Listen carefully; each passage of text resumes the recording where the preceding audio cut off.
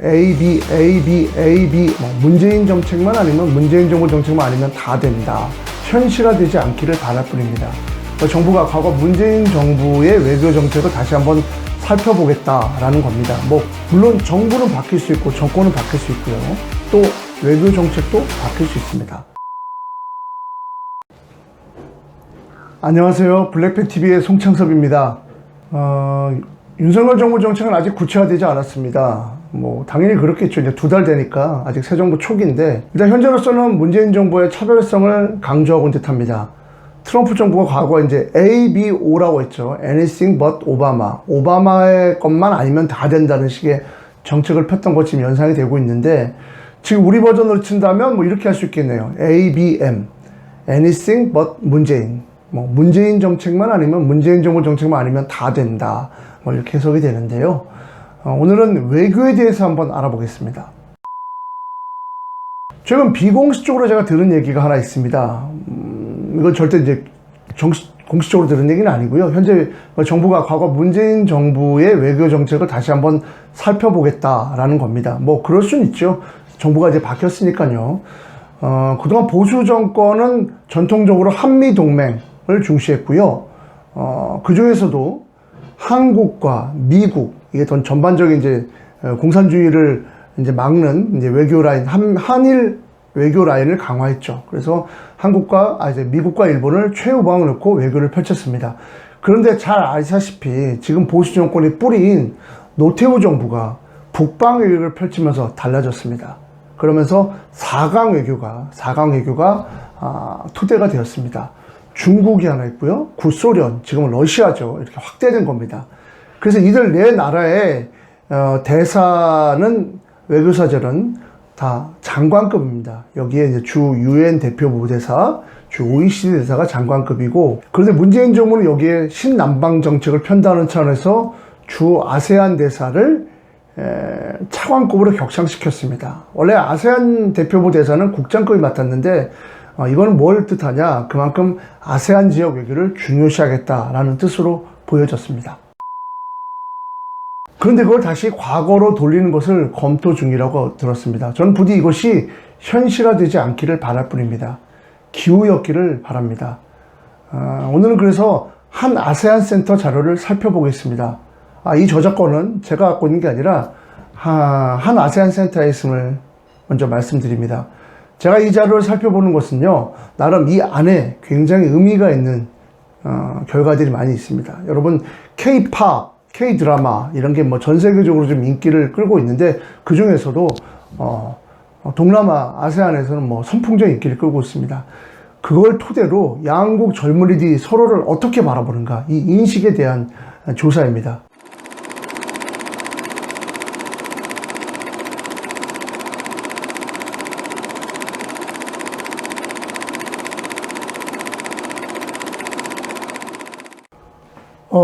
이 자료는 최근 올 2월 달에 공개된 자료입니다. 2021년 한 아세안 청년 상호 인식 조사입니다.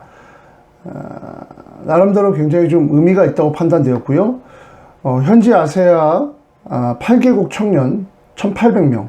여기서 미얀마는 빠졌습니다. 미얀마는 빠졌고요. 아무래도 미얀마는 지금 굉장히 내전 상황으로 복잡해서 조사가 좀 쉽지 않았다고 보입니다.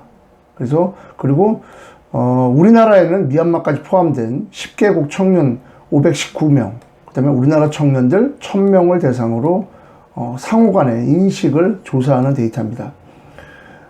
되게 흥미로운 거는 현지의 아세안 친구들은 이제 취업, 창업 이런 거에 대한 관심이 많고, 그 다음에 2번째가 학업 교육, 3번째가 건강운동 이런 거였고요.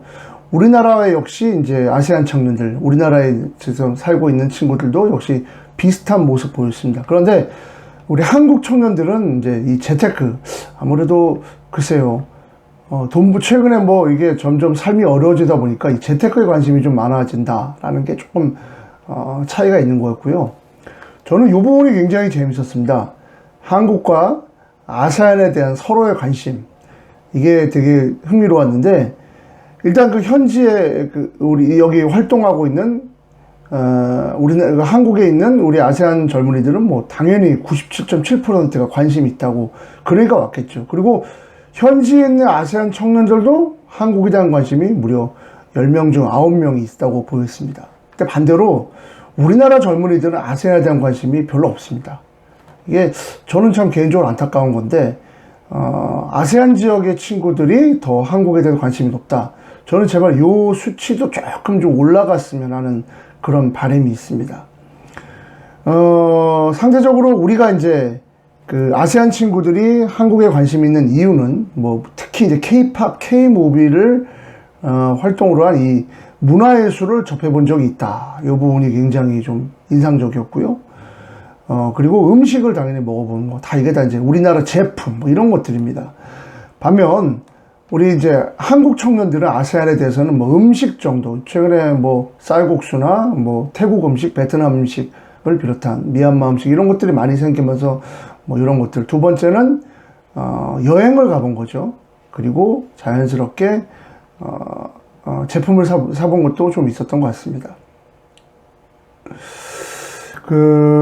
일단은 그 현지 아시안 그 청년들은 한국을 주로 접하는 것은 뭐 음식, 뭐 이런 것들인 것 같습니다. 반면 우리는 절대적으로 여행하고 음식이 높았고, 한국 하면 떠오르는 이미지, 저는 되게 이게 흥미롭게 봤습니다. K-팝, 당연히 K-드라마, 음식, 뭐 이런 거죠. 그리고 여기 있는 우리, 아세안 친구들 역시도 K-팝, K-드라마, 김치, 역시 이런 겁니다. 반면 우리는 아세안 하면 여전히 떠올리는 게 개발도상국, 뭐 가난하다, 덥다, 이런 후진국, 좀 부정적인 이미지가, 물론 이제 개발도상국이라는 게 뭐 부정적인 건 아니지만 우리가 생각하는 아세안은 아직까지도 좀 이 후진국, 덥고 가난하고 뭐 이런 걸로 생각하고 있다는 게 조금 안타깝다라는 생각이 들었고요. 한국 사람 하면 어떻게 떠오르는지 한번 알아봤습니다.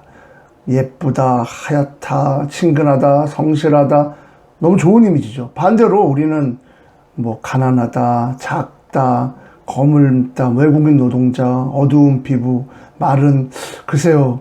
좀 우리가 바라보는 그 아세안에 대해서 조금 부정적인 생각이 있지 않나라는 그런 안타까움이 있었고요. 뭐 서로에 대해서 어떤 방식으로 알아보냐, 우리는 인터넷이 많았다면 현지는 아세안은 SNS, 우리보다 메신저 이런 활용이 높습니다.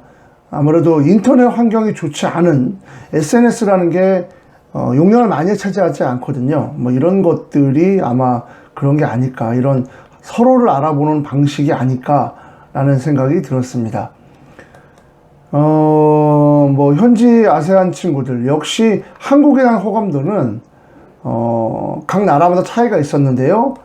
1등은 베트남 92%, 태국 86%, 말레이시아 83.5%, 그다음에 인도네시아가 83.0%, 싱가포르 82.5%, 다 높았습니다.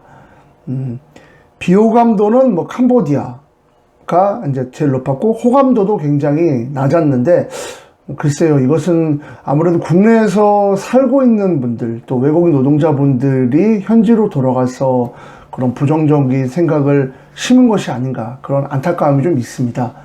라오스, 뭐 이런 나라들, 다 우리나라에서 많이 살고 있는 그런 분들이죠.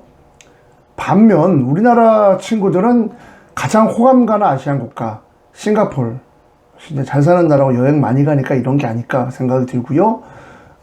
그 다음에 이제 두 번째로 여행을 많이 가는 나라가 이제 태국, 베트남, 필리핀, 뭐 이런 게 아닐까 생각이 듭니다. 역시 이제 우리나라 청년들이 많이 가는 나라는 이제 베트남이 1위였고요. 태국이 2위였고, 필리핀, 싱가포르, 뭐 이런 나라가 아닐까 생각이 듭니다. 현재 아세안 친구들은 이제 이렇게 봤습니다. 어느 나라를 가장 신뢰하느냐? 이게 저는 굉장히 좋게 봤어요. 한국이 1등입니다. 일본을 앞섰습니다. 우리나라에서 일하는 이제 살고 있는 청년들 뭐 역시 한국이었는데, 글쎄 이건 뭐 아무래도 한국에 있다 보니까 그런 거 아닐까 생각이 드는데, 기분은 좋습니다. 반면 우리나라 청년들은 미국을 가장 좋아했어요. 미국, 호주, 뭐 아세안, 일본, 중국.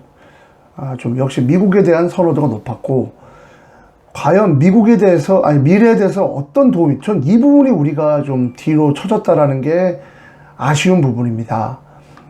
미래에 우리보다 일본이 더 도움을 줄 거다라는 게 아세안 청년들. 또 이제 아세안이 가장 이제 도움이 될 거라는 거는 아마 이제 아세안 경제 공동체, 뭐 AEC라고 하죠. 이 경제 공동체가 활성화되면은 우리 이제 아세안이 하나의 블록이 되면서 도움이 되지 않을까라는 부분이었던 것 같고요.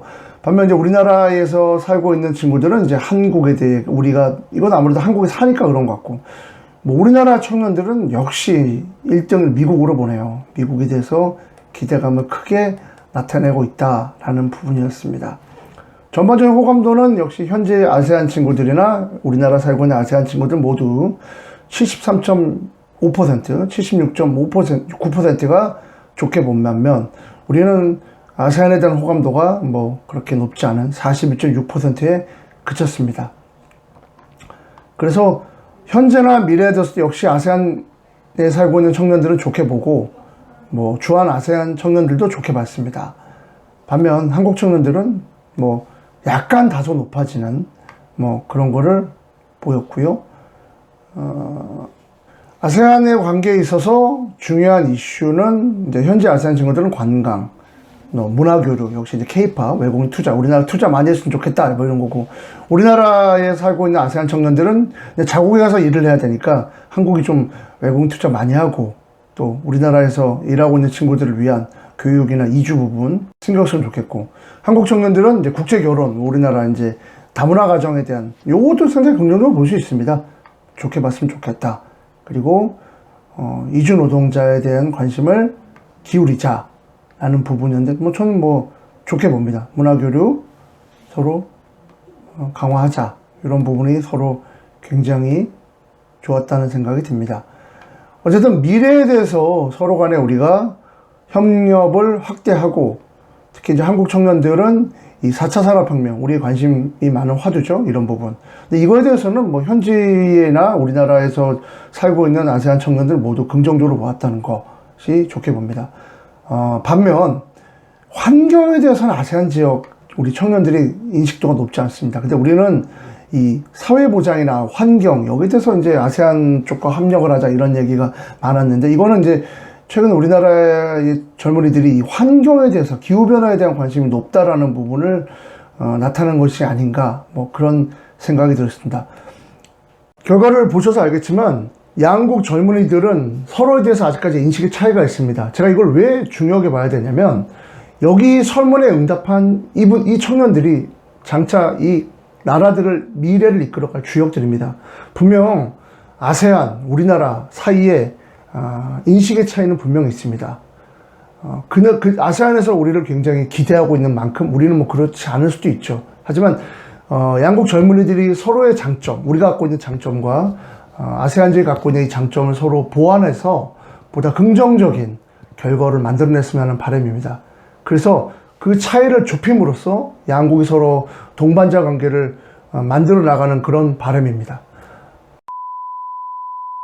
물론 정부는 바뀔 수 있고 정권은 바뀔 수 있고요. 또 외교 정책도 바뀔 수 있습니다. 다만 서로가 서로를 좀씩 알아가는 그런 토대에서 양쪽 지역 모두가 다 긍정적으로 미래를 만들어 나갔으면 하는 그런 바람입니다.